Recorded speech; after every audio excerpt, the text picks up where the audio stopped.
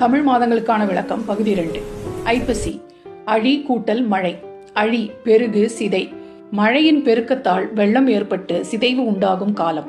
Karthigai car என்பது மேகம் மழை. திகை அடங்கு முடிவுறு. மேகங்கள் மழையை குறைத்து முடிவுறும் காலம். மார்கழி மருக்கம் கூட்டல் அழி. மருக்கம் காற்று, அழி குளிர்ச்சி. குளிர்ந்த காற்று வீசும் காலம். தை உடு சூடு சூழ் நடு புகு. புத்தாடை உடுத்தி மாலை சூடி அலங்கரித்து பலர் சூழ்ந்து மரக்கன்றுகளை நட்டு புத்தாண்டில் புகுகின்ற காலம். ஆதலால் தை என்ற பெயர். மாசி வாசி என்பதின் திரிவு மாசி. கல் பாடு இசை. புதிதாக கற்றலும் பாடுதலும் இசைத்தலும் ஆகிய வினைகளை செய்யும் காலம். பங்குனி வரம் கூட்டல் குளம். வரம் என்பது வற்றுகை, நீரில்லாமை. குளம் நீர்நிலை.